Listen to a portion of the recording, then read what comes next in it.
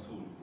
Allahumma salli wa sallim ala sayyidina Muhammad wa ala alihi wa sahbihi ajma'in. Amma ba'd. Fa ya ayyuhal muslimun wal muslimat, al hadirun wal hadirat, inni usikum wa nafsi bi taqwallah wa qad fazal muttaqun. Wa qala Allah subhanahu wa ta'ala, ya ayyuhalladzina amanu taqullaha haqqa tuqatih wa la tamutunna illa wa antum muslimun. Wa qala Allah ta'ala fi ayatil akhar, innal ladzina amanu wa 'amilus shalihat kanat lahum jannatul firdausi nuzula. Sadaqallahul azim. Al-Kahfi ayat 107.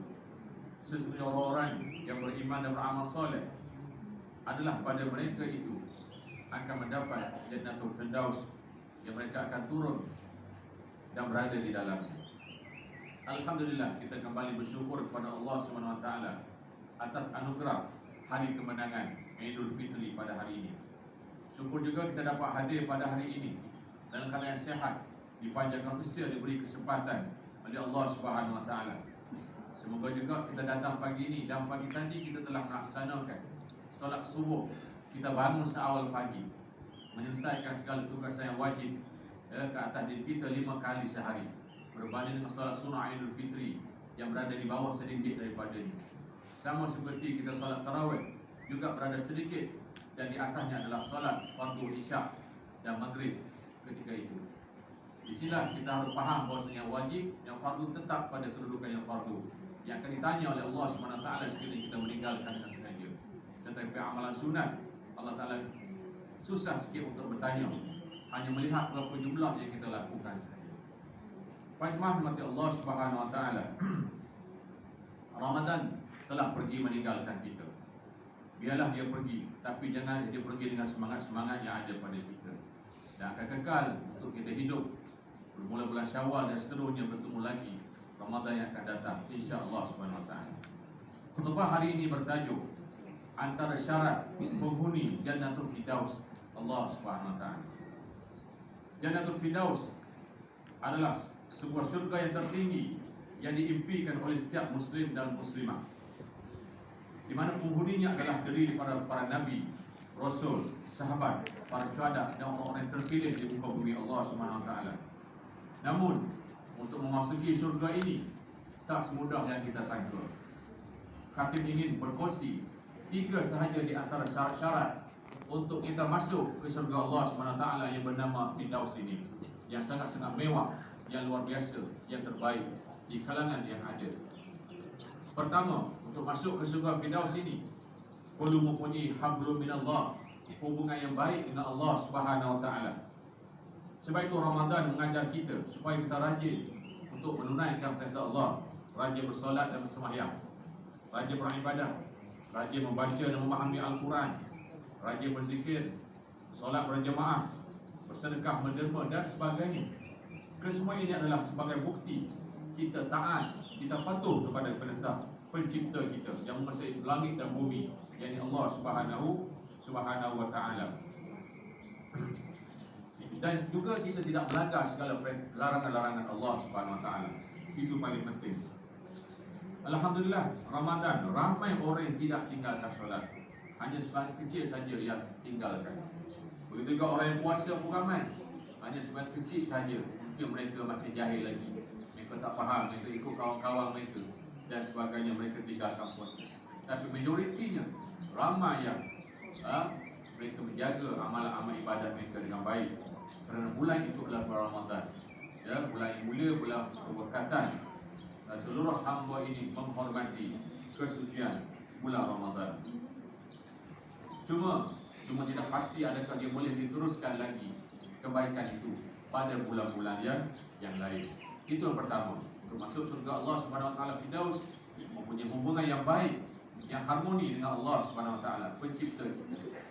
Yang kedua, untuk masuk Jannatul Firdaus lagi adalah hablum minan nas, menjaga hubungan yang baik sesama manusia. Walaupun hubungan kita dengan Allah dah baik dah comel dah, tetapi belum tentu kita masuk surga Allah dengan mudah, ya, dengan cepat. Andainya hubungan sesama manusia itu tidak baik, tidak akrab, dan saling suka membenci antara satu sama lain. Hubungan sesama manusia inilah kita merujuk kepada hubungan kita dengan Nabi kita Muhammad sallallahu alaihi wasallam. Hubungan kita dengan para sahabat, hubungan kita dengan orang-orang soleh, hubungan baik kita dengan ibu bapa kita masih hidup ke telah meninggal dunia, hubungan baik kita dengan pasangan kita, hubungan baik kita dengan adik-beradik kita, hubungan baik kita dengan guru-guru yang telah mendidik mengajar kita, hubungan baik kita dengan jiran-jiran, sahabat handai, tetangga kita, seluruh friend-friend yang kita ada. Sejauh mana hubungan itu kita menjaga? Adakah kita memilih untuk kita suka bersengketa, berkonflik, berasa dengki dan sebagainya? Maka ini juga menentukan perjalanan kita, perjalanan kita lancar atau tidak lancar menuju Allah Subhanahu Wa Taala. Kesemua ini kita kena sama-sama kita semak balik, kena kaji semula. Hidup kita sekarang ini ramai kawan, sahabat ataupun ramai musuh. Berapa orang yang telah kita sakiti hati mereka, berapa orang yang kita tidak suka, yang kita benci, kita hasad dengki kepada mereka. Maka cepat-cepatlah kita kena buang.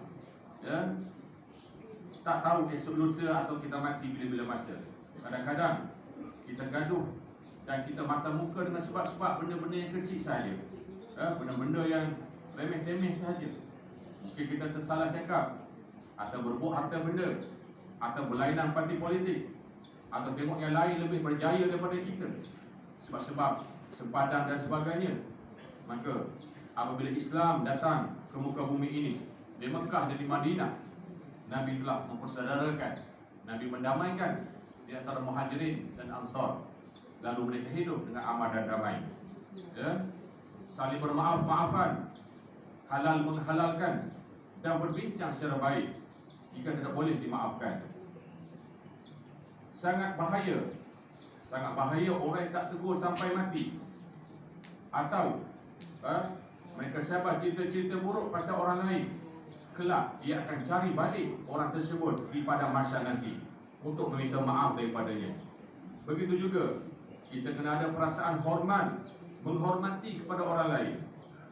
Anak hormat kepada ibu bapa, isteri hormat kepada suami, suami juga membantu isteri, menantu hormat kepada mertua, adik hormat kepada abah dan kakak, murid hormat kepada guru, dan begitulah seterusnya dan seterusnya, yang kita perlu lakukan. Yang ketiga, yang terakhir, untuk memasuki Jannatul Firdaus Allah ialah syarat yang ketiga, hendaklah menjauhi sifat takabur, sifat sombong, ego dan angkuh dalam hidup ini. Kita kena sedar ni kita siapa, kan? Kita siapa di sisi Allah SWT. Satu sifat yang Allah sangat benci. Kenapa Allah benci takabur? Kenapa Allah benci sombong? Sebab ini sifat Allah. Kenapa kita tak kampas, nak ambil sifat Tuhan pun kita? Sedangkan kita lemah, kita lembek, nak angkat benda berat pun tak boleh, kena angkat ramai-ramai. Kita mati bawa semayang kita nak tanya bawa usul kita, kan? Segala-galanya tidak ada apa pada kita. Mana milik kita? Tidak ada milik. Semua Allah yang punya. Maka begitulah kita kena hisap. Iblis syaitan yang dulunya bagus dia, hebat dia amat ibadah dia, diketuai oleh Azazil, kan? Beratus tahun ibadah, beribu tahun dikatakan ibadah dia, tapi Allah tolak dia, Allah reject dia. Allah tulis cok dia ni adalah al-nar, neraka Allah. Sebab aba wastakbara wa kana minal kafirin. Kan dia enggan, dia tak nak hormat kepada Nabi Adam alaihissalam. Ketika ayat wa idhulna lil malaikati isjudu li adama fasajadu illa iblis. Semua hormat. Bukan maksud sujud tu sujud macam kita kepada Adam, tak. Sabit je. Hormatnya, yes. Kan? Saya setuju Adam jadi khalifah, jadi ketua di muka bumi. Dia kata mana boleh budak baru, mana boleh baru kerja, aku pakai gigi lagi. Aku orang lama, aku pakai darah dulu padamu, kan? Inilah sebuah cakap-cakap kecep-kecepel yang sombong. Aku kaya padamu, aku lama, aku pakai gigi, aku ramah jago aku ramah pengawal pribadi. Macam-macam boleh hoyak di dunia hari ini atas kesombongan. Ataupun sombong-sombong segi lain, aku tak mayam tak apa, aku tak pergi surau masjid pun tak apa, aku amat banyak tu, aku tak ngaji tak apa, banyak ilmu tu. Banyak bentuk-bentuk kesombongan, bentuk-bentuk keegoan Betul-betul keakuan ini yang kena kita ubah. Dan balik kepada tawadhu, balik pada rendah diri. Kenal diri kita, siapa diri kita. Maksudnya kita banyak lagi tidak tahu. Qul law kana al-bahru midadan li kalimati rabbi lanafida al-bahru qabla an tanfada kalimatu rabbi walau ji'na bimithlihi madada. Ilmu Allah, kebaikan Allah itu seluas lautan yang tak ada tepi dah. Satu jarum dicucuk di tengah lautan. Itulah amal kita sebenarnya. Itulah ilmu kita rasa banyak dah. Itulah amal kita rasa banyak boleh poster kita buat. Kita bangga aku ni hebat dia tak malas. Aku 20 buat apa dah aku paling banyak padamu. Jangan hina orang lain. Benda pahala benda tak nak. Surga neraka, dosa pahala adalah rahsia Allah Taala. Nak tahu Allah terima amalan dia, tengok perangai dia lepas Ramadan. Nak tengok cara dia, cara bercakap, cara akhlak dia, cara pergaulan, cara senyum dia. Semua ini membentuk amal itu diterima atau direject oleh Allah Subhanahu Wa Taala. Bagi masyarakat. Ini satu mesej yang penting. Kamu sampaikan kepada mimbar, balas tahu gubuk, balas tahu gobek, balas tahu guru. Ini bukan masjid. Masjid tak ada siapa benda ni. Semua baca teks. Tapi yang membawa isu-isu yang fundamental, isu-isu yang mustahak dalam masyarakat hari ini. Masyarakat dah semakin orang. Masyarakat dah semakin tak berapa dah. Semua ada habit, ada minat hobi masing-masing. Semua beremosi, semua hebat media sosial dan segala-galanya. Tapi ingat, Allah dan malaikat memandai kita, merakam video kita, membuat live kita. Maksudnya kita hari itu melakukan dosa besar pada Allah. Sanggup bermusuh, sanggup melebu orang lain, sanggup mendedahkan air orang lain. Itulah hakikat disebut sebagai menjauhi sikap takabur. 3 sifat yang penting untuk kita sama-sama hayati, perbaiki diri masing-masing. Aqulu qawla hadza wa astaghfirullahal azim lakum wa lisa'il muslimin wal muslimat wal mu'minina wal mu'minat fastaghfiruhu innahu wal ghafurur rahim. Allahu akbar. Allahu akbar. Allahu akbar. Allahu akbar. Allahu akbar walillahil hamd. Alhamdulillah hamdan katsiran kama amara. Asyhadu an la ilaha illallah wahdahu la syarika lah wa asyhadu anna Muhammadan abduhu wa rasuluh. Allahumma shalli wa sallim wa barik ala Muhammad wa ala alihi wa ashabihi ajma'in. Amma ba'd. Fa ya ayyuhal muslimina wal muslimat, inni usikum bi taqwallah faqad fazal muttaqun. Mari sama-sama kita kembali meningkatkan rasa takwa kita kepada Allah SWT dengan sebenar-benarnya. Bukan hanya takwa lakunan, bukan hanya takwa sekejap-sekejap jadi baik, sekejap tak baik. Takwa ialah jujur dengan diri kita sendiri, muhasabah diri kita sendiri, tahu diri kita apa yang kita buat baik atau tidak baik, Allah suka ke tak suka, dosa atau pahala. Inilah nilai takwa yang kita nak.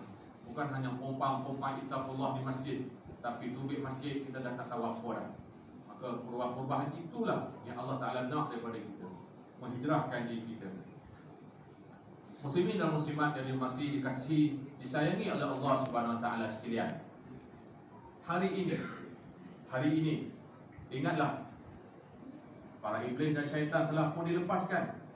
Lalu mereka bergembira, bersorak, ya, meloncat-loncat mereka ini, kerana mereka telah bebas, keluar daripada penjara-penjara, belenggu-belenggu, ikatan-ikatan yang mereka dikurung oleh Allah SWT selama sebulan Ramadan yang lalu. Justru mereka gembira. Maka ahli kubur pula yang bersedih menangis pada hari ini. Ahli kubur yang berdosa, di mana mereka kembali diazab oleh Allah SWT. Apabila Ramadan yang lalu mereka tidak diazab, Munkar dan Nakir meletakkan tongkat-tongkat dia, meletakkan cemeti-cemeti dia, meletakkan benda-benda hukuman dia, kerana menghormati Ramadan, kerana mereka menghormati bulan mulia. Maka rehat. Maka di sana bergembiralah ahli-ahli kubur yang berdosa, yang bersalah. Maka hari ini ahli kubur bersalah pula teriak balik, jerit balik. Sebab hukuman mereka, siksaan mereka telah disambung. Moga-moga tidak adalah di kalangan ahli keluarga kita, ibu ayah kita, adik-beradik kita, anak saudara kita yang diazab pada waktu ini. Semoga Allah mengampunkan mereka semua. Allahumma ighfir lahum warhamhum wa'afihim wa'fu anhum kepada mereka. Jangan kita sedap-sedap kat dunia saja. Kita makin sedap-sedap dalam air kok ialah mati-mati dah. Siapa semati dulu, kan? Kita fikir hak hidup kan? Jangan. Sebab dia juga hari ini kita dapat penyawa ni, dapat ada tanah, ada sama seria, Hasil didikan dia mengajar supaya kita mengaji ni. Hasil didikan perjuangan dia lah. Suap nasi kita. Nyamuk sekor tak buat kita. Berapa ratus kali basuh bunga kita. Berapa kali pergi klinik kita demam. Jadi semua ini perjuangan-perjuangan yang perlu kita hargai. Jadilah orang yang menghargai jasa orang lain. Jangan sombong. Walaupun kita berjaya pada hari ini. Walaupun siapa kita.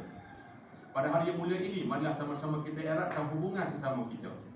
Hidup dengan aman damai, bersatu padu, memberikan senyuman, tegur menegur dan bersalam-salaman. Dengan orang yang boleh dibersalamlah, ya. Dengan orang yang boleh bersalam, kita bersalam. Yang tak boleh, tak payahlah letak tangan di dada pun tak apa. Terima kasih nama raya, mak saya batin, apa so-so ikutlah apa-apa. Okey. Kemudian, jagalah adab-adab hari raya. Adab-adab hari raya, makan minum sederhana, elakkan perbaziran dalam juadah. Sediakanlah juadah hari raya. Sunat menyediakan juadah hari raya ni dengan sepatutnya, dengan sekadarnya. Kerana dia juga adalah sedekah. Dia juga adalah sedekah kepada orang yang memakannya. Kita dapat pahala orang makan kita cari hari raya ni. Moga kita Allah buahkan rezeki kita, ya, dan Allah panjangkan umur kita. Hargailah juga para perantau yang balik berjauhan, susah payah mereka menempuh perjalanan untuk bertemu ahli keluarga tercinta. Yang kita rasa biasa, alah dekat je kan, ni tak tua kau mesti agama. Jadi kita terima kasih atas segala-gala pengorbanan perjuangan. Bukan mudah hari ini. Di saat kita semakin ramai kenderaan, semakin banyak kenderaan ini, semakin susah, jalan semakin sempit, semakin nak baiki pula. Jadi begitulah hakikatnya. Kesabaran, wang ringgit dia habis dan seumpamanya. Ada sesuatu yang Allah bagi pahala pada dia. Sebab nak silaturahim, sebab nak kasih sayang, nak bertemu muka, dan juga nak bersama-sama bermesra pada hari yang mulia ini, insya-Allah. Baik.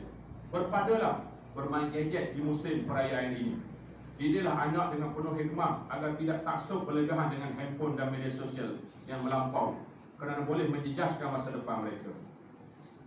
Kepada kita semua, anak-anak kecil, jangan buang pula sampah merata-rata, seperti sampah duit, sampah pitik, bekas-bekas makanan dan minuman, dan seumpamanya. Jagalah alam sekitar kita ni, kerana semuanya akan diperhatikan oleh Allah Subhanahu Wa Taala. Biarlah indah negeri kita, negara kita, bumi kita, rumah tangga kita bersih. InsyaAllah kita pun sihat. Amin ya rabbal alamin. Inna Allaha wa malaikatahu yusalluna ala nabi. Ya ayyuhalladzina amanu sallu alaihi wa sallimu taslima. Allahumma ighfir lil muslimin wal muslimat wal mu'minina wal mu'minat al ahya'i minhum wal amwat. Allahumma izzil islam wal muslimin wa dhil syirka wal musyrikin wa ila kalimata la ilaha yaumiddin. Allahumma ansur man nasara ad-din wa khzul man khadhala al muslimin.